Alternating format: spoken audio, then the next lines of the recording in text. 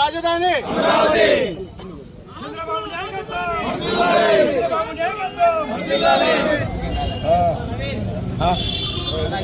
Already పెట్టాం.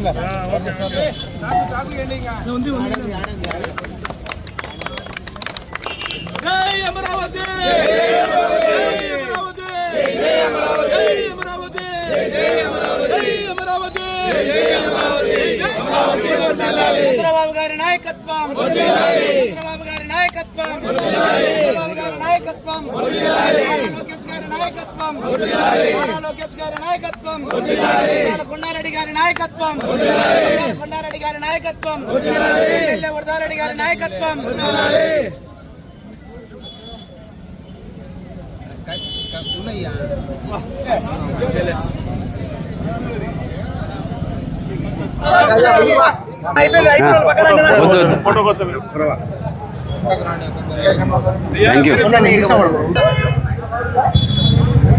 ఈరోజు ఆంధ్రప్రదేశ్ రాష్ట్ర శాశ్వత రాజధానిగా అమరావతిని ప్రతిపాదిస్తూ కేంద్ర ప్రభుత్వం చట్టం చేసింది. మనం ఆంధ్రప్రదేశ్ రాష్ట్రం ఏర్పడి విడివడిన నాటి నుంచి 2014 నుంచి ఇప్పటిదాకా రాజధాని లేక రాజధాని ఏది మీకంటే చెప్పుకోలేని పరిస్థితిలో ఒక దుస్థితిలో ఆంధ్రప్రదేశ్ రాష్ట్రం గడిపింది. 2014లో చంద్రబాబు గారు అధికారంలోకి వచ్చిన తర్వాత అమరావతిని రాజధానిగా ఏర్పాటు చేసిన తర్వాత 2019 ఎలక్షన్ సందర్భంలో జగన్మోహన్ రెడ్డి అమరావతి రాజధానిగా ఉంటుందని ప్రజలకు అంతా మభ్యపెట్టి ఓట్లు సంపాదించుకున్న తర్వాత అమరావతి రాజధాని కాదు, రాజధాని 3 రాజధానులు ఉంటాయి, 30 రాజధానులైనా ఉండొచ్చు, ఇంకా అసలు అమరావతికి రాజధాని అనేది అసలు రాజ్యాంగంలో లేదు, ఉండాల్సిన అవసరం లేదు, రాజధాని అనేది ఊహాజనితమైనది. ఊహాజనితమైనది రాజధాని ఎక్కడ అని చెప్పుకుంటే రాజధాని పేరు ఎందుకు ఉండాలా? మీకు రాజధాని ఏదని జగన్మోహన్ రెడ్డి ఇప్పుడు అడిగితే ఎప్పుడైనా చెప్పినాడు రాజధాని ఏదని? మా రాజధాని ఊహాజనితమైంది, మా రాజధాని గాలిలో ఉంటుంది, లేకపోతే మా రాజధాని నీళ్ళలో ఉంటుందని. మళ్ళా దాన్ని 3 రాజధానులు ఉంటాయి, విశాఖపట్నంలో ఉంటుంది, విజయవాడలో ఉంటుంది, కర్నూలులో ఉంటుంది అని చెప్పినాడు. మరి దానికి అట్లా ఊహాజనితంగా ఉండేదానికి 3 రాజధానులు ఎందుకు ఉండాలా, 30 రాజధానులు ఎందుకు ఉండాలా? కాబట్టి ఈ దేశంలో ఏ రాష్ట్రానికి అంటే మన రాష్ట్రంతో పోలిస్తే 4 ఇంతలు 5 ఇంతలు ఉండే ఉత్తరప్రదేశ్ కూడా ఒకటే రాజధాని ఉంది.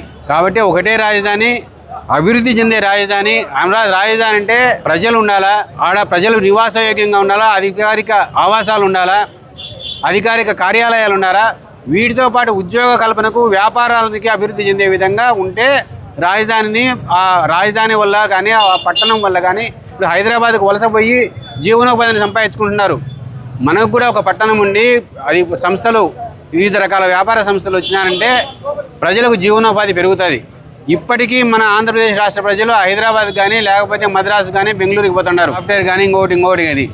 కాబట్టి ఇట్లాంటి సంస్థలన్నీ మన దేశంలో మన రాష్ట్రంలో కూడా వస్తే ఒక రాజధాని ఒక ఇంకా అభివృద్ధి పట్టణాల అభివృద్ధి చెందితే అక్కడికి వ్యాపార సంస్థలు వచ్చినాయంటే ప్రజలకు జీవనోపాధి దొరుకుతుంది. వీళ్ళు విమర్శ చేసేదంటే అసలు అమరావతిని కడితే నీకు సాధ్యమవుతుందా? అమరావతి కట్టే శాశ్వతం కాదు. ఈ దేశ చరిత్రలో ప్రపంచంలో కూడా ఎక్కడనే కానీ కేవలం కూలింగ్లో డబ్బు పే చేయకుండా అమరావతిని ఊరికేనే ప్రభుత్వానికి అప్పగించినది ఏకైక రాజధాని చోటు ఆంధ్రప్రదేశ్ మాత్రమే. అది చంద్రబాబు నాయకత్వంలో మాత్రమే సాధ్యమైంది. ఎవరు ఇది చేసి చూపించాలని నరేంద్ర మోడీ చేయలే, లేకపోతే ఇంకొకటి అమెరికన్ కంపెనీ వాళ్ళు కూడా చేయలే. ప్రపంచంలో ఎక్కడా జరగలే. కేవలం చంద్రబాబు నాయకత్వాన్ని నమ్మి ప్రజలు ఉచితంగా ప్రభుత్వానికి భూములు ఇచ్చినారు. భూములు ఇచ్చి అభివృద్ధి చేసి వాళ్ళకి మళ్ళీ ప్లాట్లు ఇస్తామని చెప్పి 34,000 ఎకరాలు 33,000 ఎకరాలు దాదాపు ప్రజల నుంచి వచ్చింది. ప్రభుత్వ భూమి ఇంకొక 15,000 ఎకరాలు చేసి 50,000 ఎకరాలు అప్పటికే చేసినారు.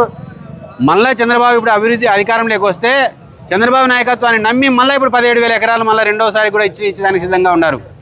మీరు ప్రజలకు డబ్బు ఇలే, ఇంకా అభివృద్ధి చేయలే, ప్లాట్లు చేయలే, ప్రజల గురించి వీళ్ళు మాట్లాడుతున్నారు. పార్లమెంట్లో బైకాట్ చేసి ప్రజల నుంచి మీరు బైకాట్ చేసి దానికోసం మీరు చేయలే, కేవలం మీ ఐడెంటిటీ కోసం మాత్రమే చేసినారు. ఎందుకంటే ప్రజలు ఎవరు అడగలే, మాకు డబ్బులు రాలేదని కానీ మాకు ఇంకోటి కానీ. ప్రజలు డబ్బులు అడిగేటట్టుంటే చంద్రబాబు నాయుడు మీద అపనమ్మకం ఉండేటట్టయిందే ఇంకో 17,000 ఎకరాలు ఇచ్చేదానికి అవకాశమే లేదు.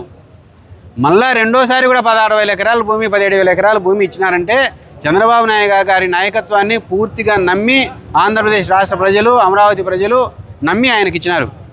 కాబట్టి మేమందరం ఈ సందర్భంగా కేంద్ర ప్రభుత్వానికి మా నాయకుడు చంద్రబాబు నాయుడు గారికి లోకేష్ గారికి ఈ సందర్భంగా ఈ బిల్లును పాస్ చేయించి ఆంధ్రప్రదేశ్ రాష్ట్రానికి ఒక శాశ్వత రాజధాని అమరావతిని ఇచ్చిన దానికి ధన్యవాదాలు తెలియజేసుకుంటున్నాం. Thank you. ఆంధ్రప్రదేశ్ ప్రజలంతా అమరావతినే కోరుకుంటున్నారు.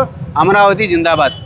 తెలుగుదేశం పార్టీ నాయకత్వము కోరేది ఏంటంటే ఈ అమరావతి రాజధానిని ఈ సందర్భంగా ఏర్పాటైన సందర్భంగా మన వంతుగా దీన్ని స్వాగతిస్తూ ప్రజలందరూ కూడా వాళ్ళ ఇంటి ముందర దీపాలు వెలిగించి దీని స్వాగతాన్ని మద్దతును తెలియజేయవలసిందిగా విజ్ఞప్తి చేస్తున్నాం. తెలుగుదేశం పార్టీ నాయకత్వం ఆ విధంగా పిలుపునిచ్చింది. దీన్ని మనం అందరము జరుపుకోవాల్సిందిగా విజ్ఞప్తి. ఆంధ్రప్రదేశ్ రాష్ట్ర రాజధాని అమరావతి. ఈ యొక్క అమరావతి రావడానికి ఏకైక కారణం కార్యకర్తల యొక్క సాధించుకున్న విజయం. అదేవిధంగా అమరావతిలో ఉన్న ప్రజలు కోరిక అభిష్టం మేరకే రాజధాని రావడం జరిగింది. ఈరోజు పార్లమెంటులో నిన్న పార్లమెంటు ఉభయ సభలలో కూడా ఏకగ్రీవంగా ఈ బిల్లు ఆమోదించడం మనకు చాలా సంతోషకరమైన విషయం. ఇప్పటి నుంచి దేవతలు పరిపాలించే రాజధాని అమరావతి.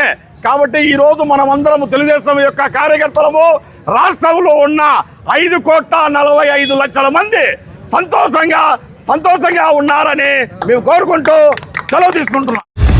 శ్రీ ఖ్యాతి నన్నారి మన శరీర వేడిని తగ్గించి మన ఆరోగ్యాన్ని ఎల్లప్పుడూ చల్లగా ఉంచుకోవాలంటే ఒక్కటే చాయిస్. అదే మన శ్రీ ఖ్యాతి నన్నారే సిరప్. కొండ మూలికల ద్వారా ఏర్పడిన నన్నారి వేర్లతో ఎంతో శక్తితో శుభ్రమైన తయారీ ద్వారా స్వచ్ఛమైన నన్నారి అందిస్తోంది. మనందరికీ నిజమైన నన్నారి సంతృప్తిని అందించే ఒకే ఒక్క సిరప్ శ్రీ ఖ్యాతి వారి నన్నారి సిరప్. వెంటనే మీ దగ్గరలో ఉన్న షాప్స్ లో కొనుగోలు చేసి మీ శరీరం చలువకి తోడ్పడే ఈ నన్నారిని ఈరోజే సేవించండి. ఆంధ్రప్రదేశ్ ప్రభుత్వం వారిచే గుర్తింపుబడిన ఫుడ్ లైసెన్స్ సర్టిఫికేట్ పొందిన the best nannari syrup Shri Khyati Nannari syrup.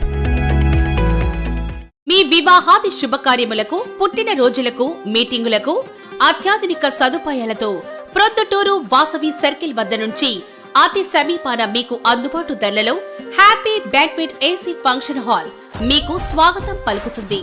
మా ఫంక్షన్ హాల్ నందు వంట సామాగ్రి మరియు విశాలమైన కార్ పార్కింగ్, అతి తక్కువ మెయింటెనెన్స్ ఖర్చుతో ఏ ఫంక్షన్ అయినా మా happy banquet AC function hall నందు జరుపుకొని ఆనందాన్ని పొందండి. బుకింగ్ కొరకు సంప్రదించండి. మా సెల్ నంబర్ 9100600238 7799 000211.